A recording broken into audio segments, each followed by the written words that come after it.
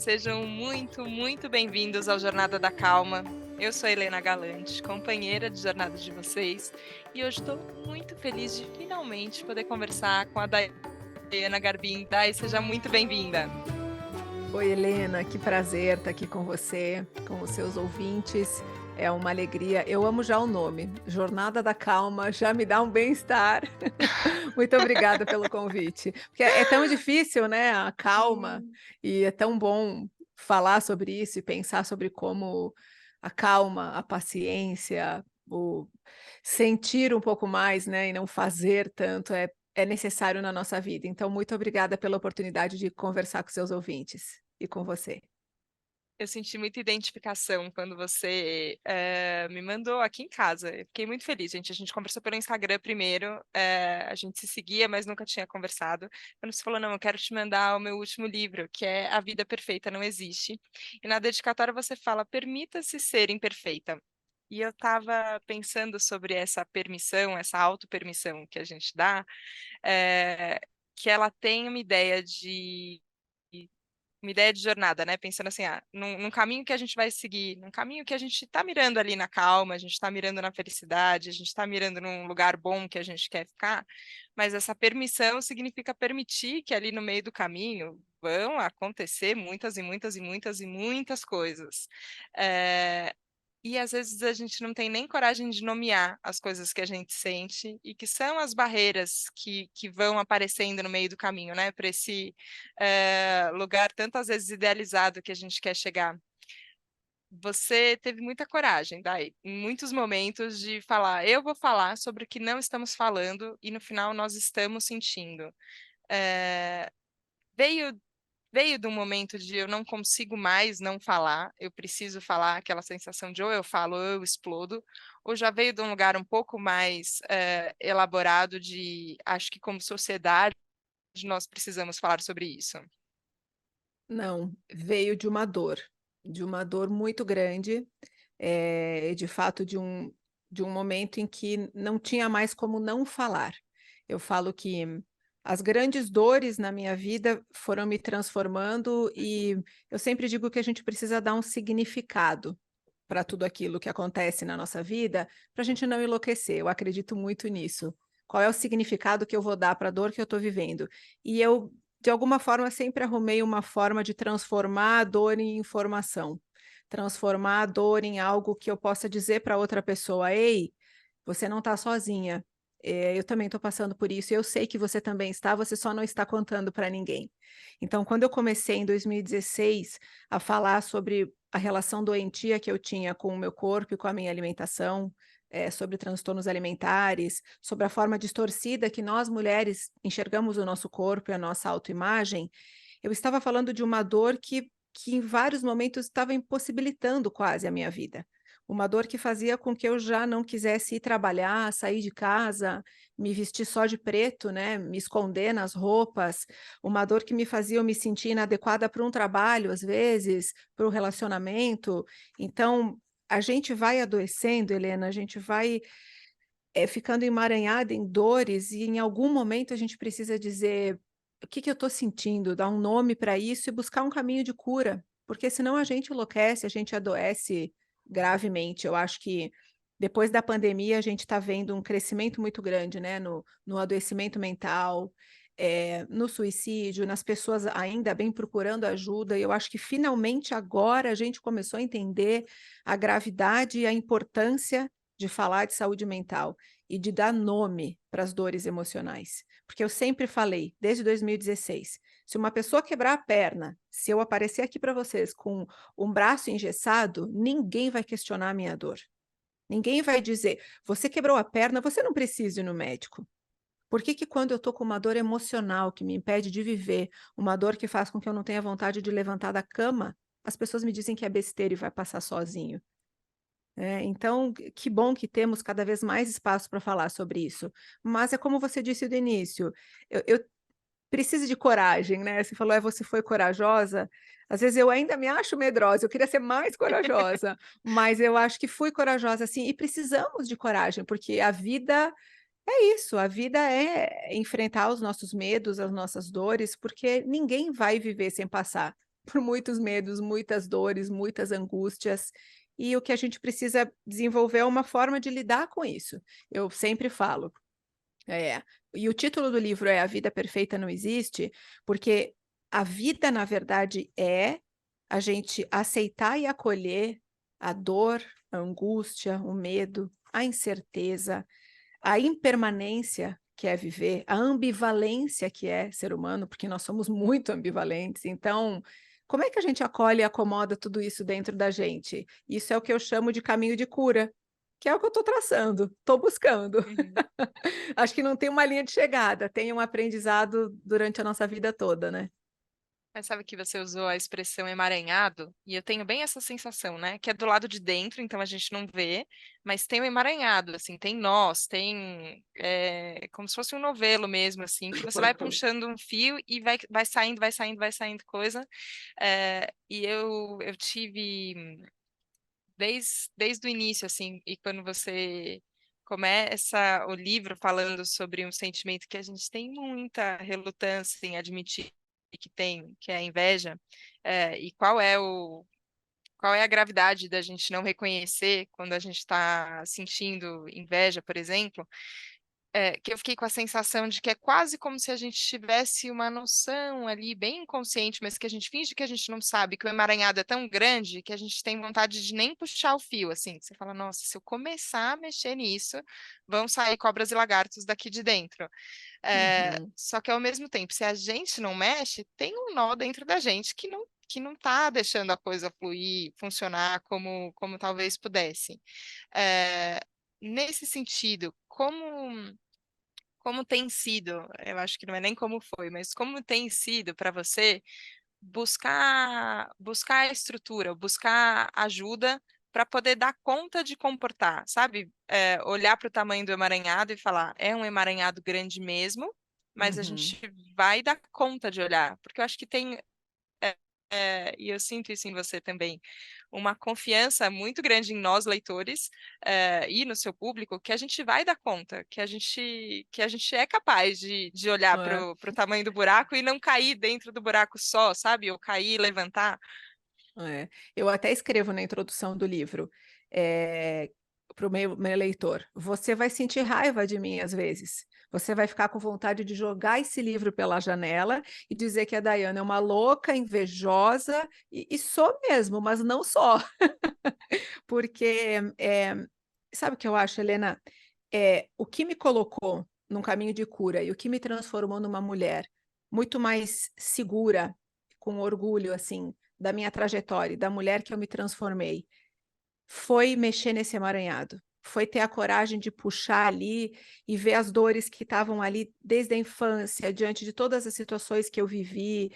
E dói muito mexer em todos esses nossos traumas. E veja, quando eu falo trauma, não é um grande acontecimento, tá? Às vezes é uma frase que uma pessoa nos falou quando a gente era menor, uma frase que um pai, uma mãe, que alguém que a gente ama.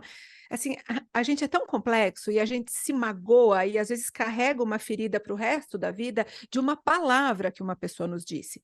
Então, nós somos seres que guardamos mágoa, guardamos ressentimento, guardamos inveja, sim, temos as nossas vergonhas, as nossas inseguranças, mas eu não acredito que há outra forma de ser mais feliz e de construir a nossa autoestima e a nossa autoconfiança do que olhar para o que dói. Uma das frases do livro que eu mais gosto, que eu escrevi, é: você não pode curar o que você não se permite sentir. Se eu não olhar para o que dói, se eu não tocar, se eu não conversar com alguém, seja um profissional de saúde, ou um amigo, ou um familiar, se eu não colocar para fora, se eu não elaborar o luto, se eu não sentir a dor, eu não vou ter como me curar. E eu vou ficando cada vez mais emaranhado, para usar a palavra de novo, nessa dor e ela vai me consumindo. Então, daqui a pouco, eu não gosto da pessoa que eu sou. Eu tenho vergonha de ser quem eu sou. Aí eu não gosto do meu trabalho, eu não gosto do meu relacionamento, eu não gosto da minha vida. E assim a gente vai adoecendo dessa forma. Então, por mais que traga assim uma dor muito grande, você vê ali que cada capítulo do livro é um sentimento que eu precisei desvendar dentro de mim. Então, falar de inveja, de vergonha, de culpa, de ressentimento é muito doloroso, mas foi o meu caminho. E eu confio muito no meu leitor, realmente, como você disse, que bom que você captou isso. E confio nas pessoas que me acompanham na internet, que assistem aos meus vídeos. Eu sei que essas pessoas também querem se curar. E é por isso que eu falo, porque eu não tenho uma fórmula mágica, eu tenho o processo que eu vivo, que é olhar para isso, ter a possibilidade de procurar uma terapia, uma ajuda profissional, mas eu sempre digo que quem não tem precisa encontrar pessoas que possa confiar, precisa conversar. Sabe, eu acredito muito que falar, tirar de dentro da gente as dores é um caminho para a gente começar a nomear o que a gente está sentindo e buscar um caminho de cura. Mas sim, dói, vocês vão sentir, quem lê o livro vai sentir raiva de mim, e tudo bem, mas eu tenho certeza que se vocês forem até o final, vocês vão dizer, então ela sente que eu sinto, sabe? A gente vai se gostando ao longo do livro. Eu falo, não me abandonem, porque no final vai valer a pena. Mas sabe que você falou de todas as coisas que a gente vai sentindo e guardando, né? E usou a palavra trauma. Recentemente eu conversei com o Dr. Gabor Maté, que é especialista em trauma, tem, enfim, um filme sobre ele, A Sabedoria do Trauma, e eu não tenho uma conversa que esbarre em algum lugar que de repente eu não pense nisso, assim, ó, o quanto tem de trauma que a gente carrega que a gente não observa. E ele fala Sim, muito uma coisa parecida com isso que você falou sobre o significado que a gente dá, que o trauma não é necessariamente o acontecimento, né? O que que aconteceu, mas como a gente registrou esse acontecimento dentro da gente. Então tem a ver com o significado que eu dei. Por isso que não importa se foi uma tragédia de proporções mundiais ou se foi uma frase que alguém falou, mas como isso significou em mim.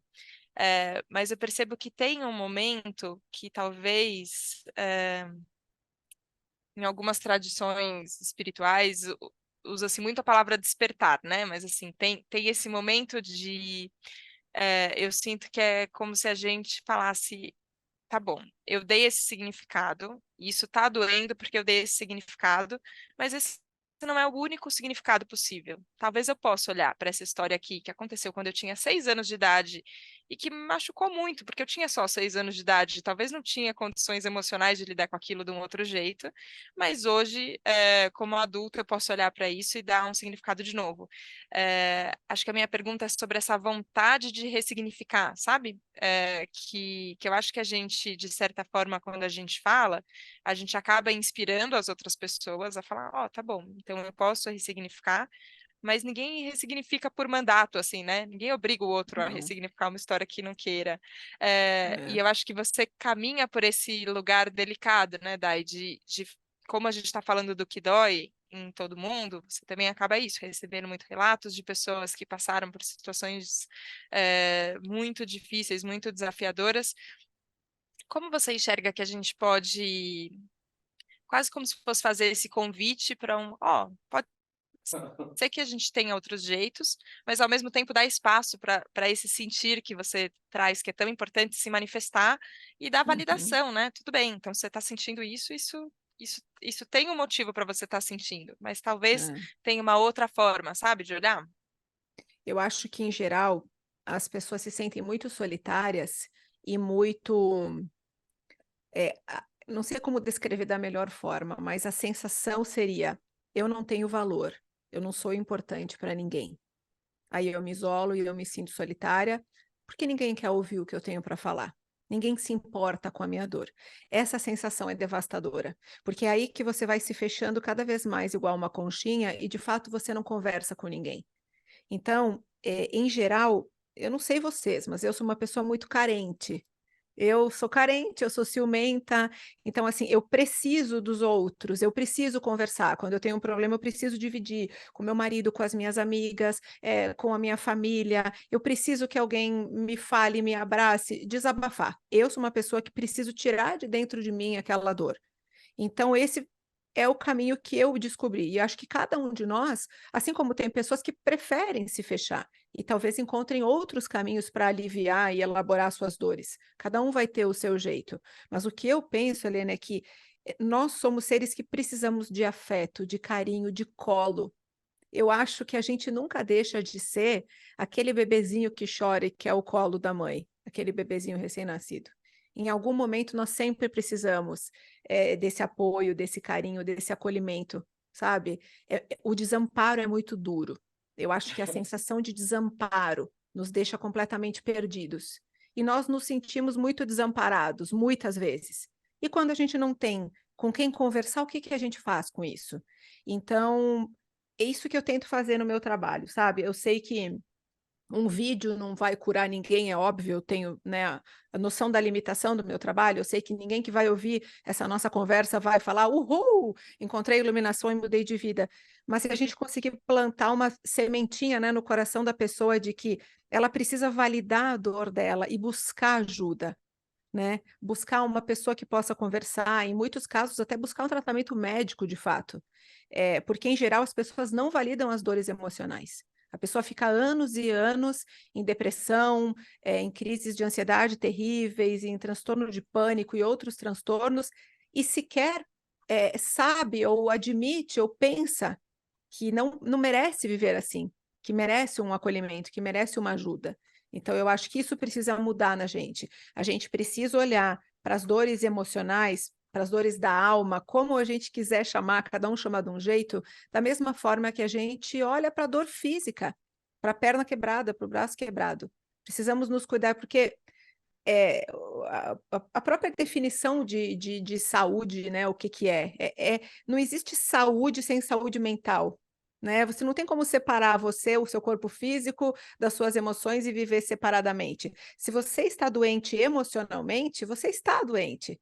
Mas não é assim que a sociedade enxerga ou enxergava até pouco tempo. Então, eu sempre tento levar isso para as pessoas no meu trabalho, nas lives, nos vídeos, nos livros, a importância da gente se cuidar, só nós podemos. E aí entra o que eu escrevi um capítulo inteiro que se chama Nossas Dores e Nossa Responsabilidade. Ninguém vai cuidar da gente. Esse cuidado, assim, pessoas podem nos ajudar, mas esse cuidado é nossa responsabilidade. E a gente precisa ter isso muito claro, porque às vezes, é verdade, a gente espera, eu espero que o outro me cure, que o outro me ame, que o outro me dê valor. Só que se a gente não se amar, se a gente não se der valor, se a gente não tiver estima por nós mesmas, cuidado, carinho, acolhimento, como que eu vou receber do outro uma coisa que eu não dou a mim mesma, né? Sim. E isso fica gritante, né? Porque tem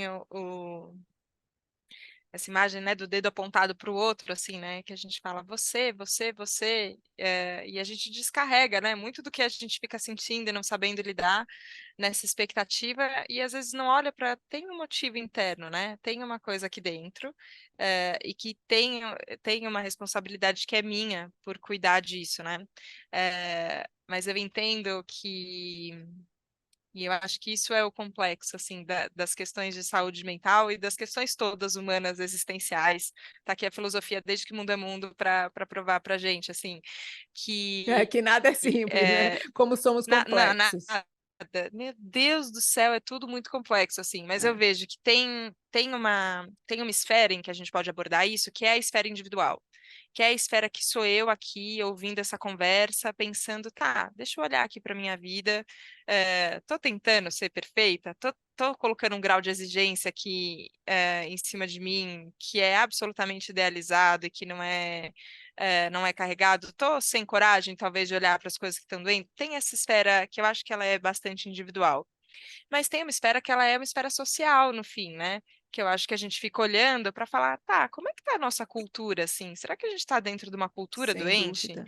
Será que a gente Uhum, está exigindo que as pessoas sejam máquinas e não pessoas? E aí a gente está desconsiderando todo o uhum. universo interno que tem, todas as emoções?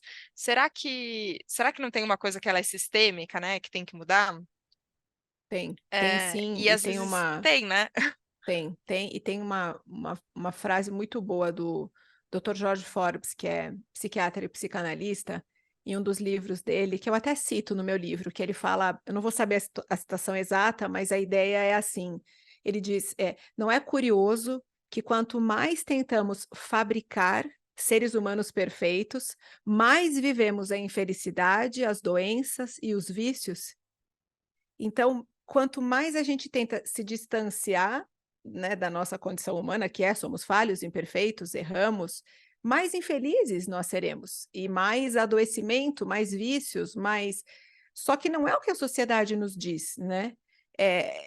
O mercado de trabalho exige que, por exemplo, vamos pegar o exemplo das mulheres. O mercado de trabalho exige que você trabalhe como se você não tivesse filhos.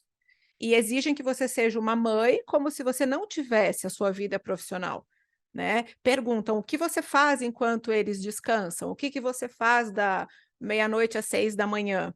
É como se fosse correto você, como se fosse um mérito, né?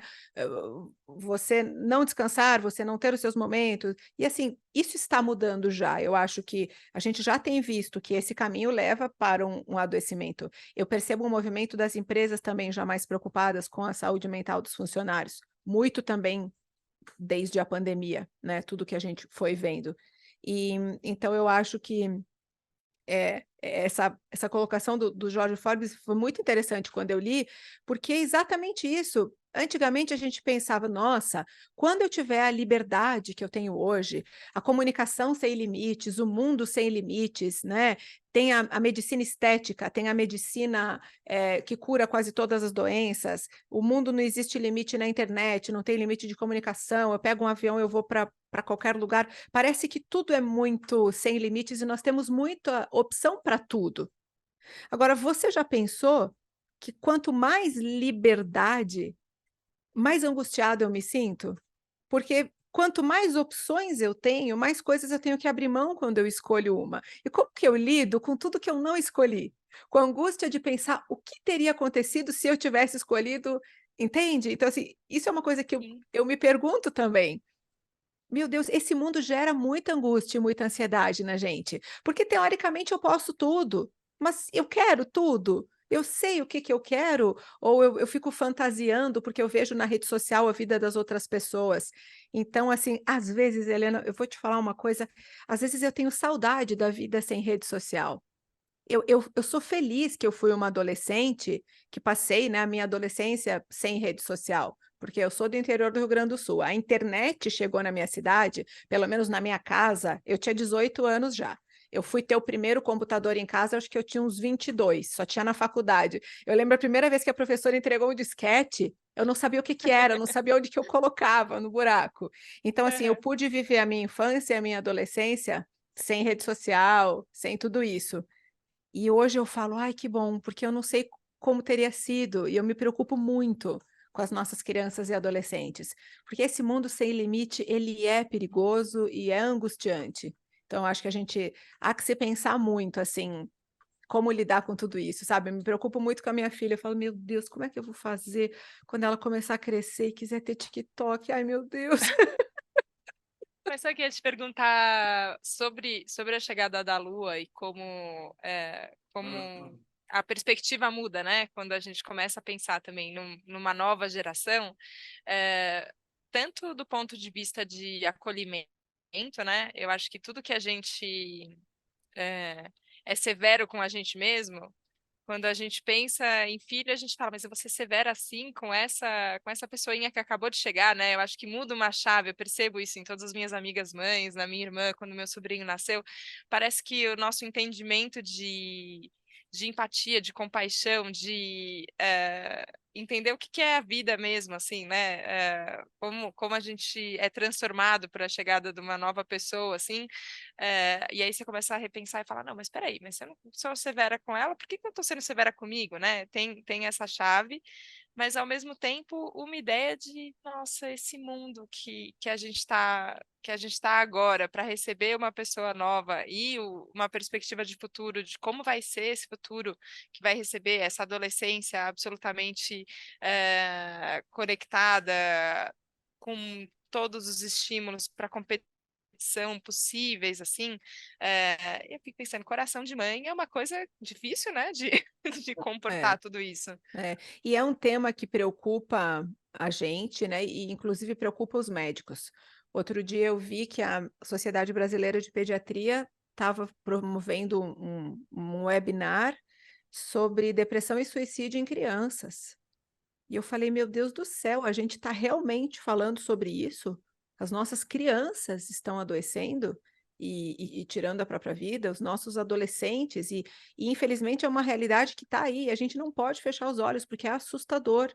Então eu sempre me pergunto, o que que nós estamos fazendo de errado, que as nossas crianças estão já com depressão? Né, eu sempre me pergunto: "Como eu vou fazer, para que a minha filha que eu possa criar a minha filha de um jeito diferente?". Então, assim, eu acho que é uma coisa que a gente precisa estudar e pensar muito daqui para frente, né. De novo, esse mundo sem limite e a conectividade, claro que tem uma série de coisas maravilhosas, não estaríamos aqui conversando se a gente não tivesse toda essa tecnologia, a conexão. O meu trabalho é pela internet, eu falo, eu não posso reclamar da internet, o meu trabalho é da Sim. internet. Mas eu acho que a gente precisa, de fato, estabelecer limites e entender direito como isso funciona, porque o dano à nossa saúde mental é fato, né. Já existem inúmeras pesquisas que mostram que as nossas adolescentes estão com problemas de transtorno alimentar, de relação com a imagem corporal, por causa da exposição dos corpos nas redes sociais, que a imagem corporal, elas entendem que tem que ter um corpo ideal para expor o corpo na rede social. Então, a gente precisa pensar melhor, a gente que eu digo, nós, mães, mulheres, as pessoas que criam as redes sociais, que administram, os criadores de conteúdo, a gente está errando, porque se as nossas crianças estão adoecendo, os nossos adolescentes estão adoecendo mais do que antes, a gente está errando. Então, no quê? Eu não tenho essa resposta, mas é uma coisa que eu procuro ler, que eu procuro me perguntar o que que nós devemos fazer de diferente, porque é uma situação que nós vamos, com certeza, ter que enfrentar muito daqui para frente. Sim. Eu fico pensando sempre como a gente, pensando nessa ambiguidade, né, que você falou que ela existe dentro de nós como seres humanos, e eu acho que ela existe em tudo que a gente cria, né? E Sim. nesse poder de comunicação também tem toda essa ambiguidade. Então tem toda uma questão complicada que se apresenta, mas ao mesmo tempo uma ferramenta de transformação muito possível, né? E você falou lá no começo sobre transformador em informação, e eu queria te perguntar sobre a campanha de Olho nos Olhinhos, porque Uhum. eu sinto que aí para isso eu quero muito que tenha muito holofote mesmo, assim, sabe? Você fala, então que bom que a internet chegue em todos os lugares e que as pessoas estão vendo, porque as pessoas possam ser impactadas por isso, né? Eu acho que é um É. jeito da gente olhar e falar, então tá bom, já que isso faz parte da nossa vida, Vamos usar que a para o gente bem, né? consiga usar para alguma coisa útil, né? Queria te ouvir um É. pouco falando sobre esse ímpeto que vocês tiveram, que eu acho que é muito importante, e sobre a campanha que vai começar agora, daqui a pouquinho, então, para a gente se conscientizar, que eu acho que é muito necessário. É, então, a campanha de Olho nos Olhinhos surgiu, quando a nossa filha Lua, que hoje tem quase 3 anos, aos 11 meses ela foi diagnosticada com retinoblastoma, que é um câncer raríssimo nos olhos, né, que se origina na retina. Naquele momento, era setembro de 2021, a gente nunca tinha ouvido falar que existia essa doença, retinoblastoma. Eu sequer imaginava que existia câncer nos olhos de um bebê, eu nunca imaginei isso. Então, depois que passou, obviamente, o baque, né, de receber essa notícia devastadora e foram passando os meses do tratamento, a gente começou a se perguntar, né, qual é o significado que a gente pode dar para essa dor? Por que será que Deus mandou essa doença na nossa família, sendo 2 jornalistas, que são ouvidos? As pessoas ouvem o que a gente fala. E eu inicialmente era contra, tornar público o diagnóstico da Lua, por medo da exposição, porque eu acho que uma criança precisa ser protegida, ela precisa ter toda a privacidade dela. E aí um dia o meu marido me disse a seguinte frase que mudou a minha cabeça. Ele disse: "Dai, enquanto a gente não falar, tem um tumor crescendo nos olhos de uma criança e a mãe não sabe, como nós não sabíamos. É egoísmo nosso, a gente precisa falar". E aí eu falei: "Ele tem razão". Então, assim, a gente mantém o tratamento da Lua, em sigilo, ninguém sabe nenhum detalhe do tratamento da Lua, né, a gente nunca expôs nada, ninguém sabe quantas sessões de químio ela fez, ninguém sabe quantas cirurgias, ninguém sabe nada, porque o objetivo não é esse, o objetivo é alertar para o diagnóstico precoce do retinoblastoma. Então, aí a gente criou a campanha de Olho nos Olhinhos, que tem agora a segunda edição esse ano, dia 16 de setembro, num sábado, a gente vai fazer uma grande mobilização em várias cidades, assim, mais de 60 cidades por todo o Brasil. A gente já tem eventos em todos os estados brasileiros, muitos médicos voluntários estão trabalhando para levar essas campanhas para suas cidades. E a ideia é isso, Helena, é que os pais possam saber que se eles perceberem uma manchinha branca, um reflexo branco dentro do olho da criança, o que os médicos chamam de leucocoria, mas nós pais achamos que parece um olho de gato, sabe que o olho de gato tem uma sombra meio branca dentro? Isso é um sinal de que alguma coisa está errada no olho da criança. Nem sempre vai ser câncer, mas se tem um reflexo branco dentro do olho, precisa levar no oftalmo para avaliar.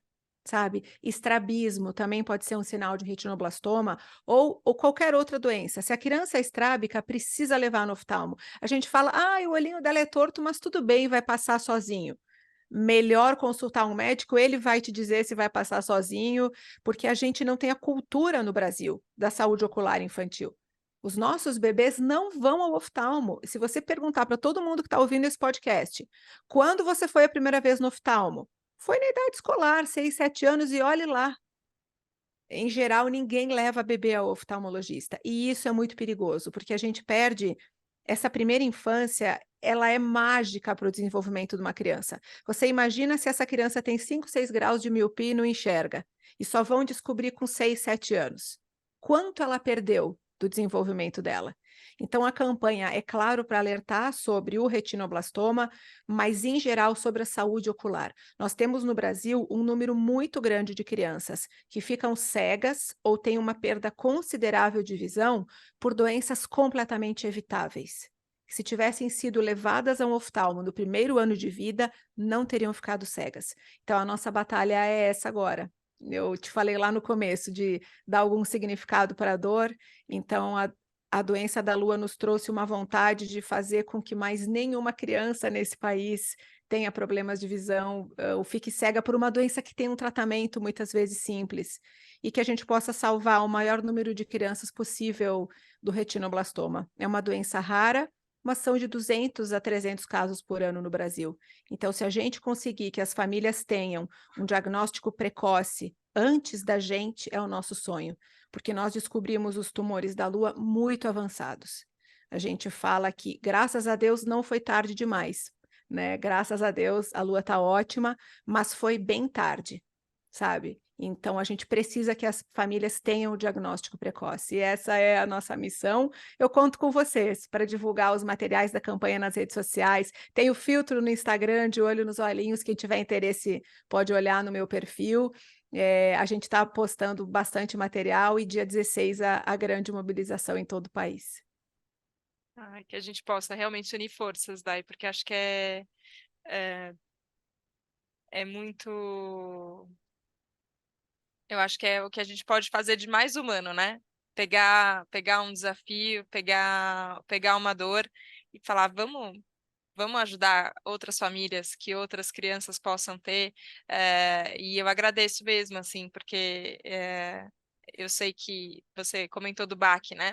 E eu acho que a gente não minimiza jamais, né? O baque que é receber uma notícia, receber um diagnóstico, mas acho que como comunicadoras, né, a gente pode sempre reforçar isso, assim, que não saber, a ignorância nunca é bênção nesse caso, jamais, Não. assim, a gente tem que saber e tem que poder lidar, mas não que isso não signifique uma demanda emocional também grande de vocês para lidar com isso, e eu agradeço mesmo, porque